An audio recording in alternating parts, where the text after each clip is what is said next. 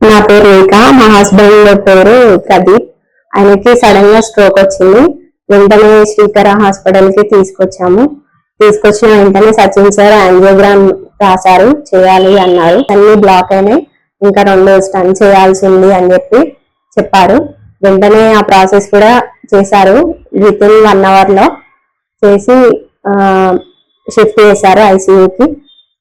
అప్పటి నుంచి కూడా ప్రతి 2-3 అవర్స్ కి ఒకసారి మాకు అన్ని అప్డేట్ చేయడము, చాలా మంచిగా అంటే అన్ని ఎక్స్ప్లెయిన్ చేయడము, ఆయన హెల్త్ కండిషన్, ఇంకా ఏమన్నా డౌట్స్ ఉన్నా కానీ వెంటనే క్లారిటీ ఇవ్వడం.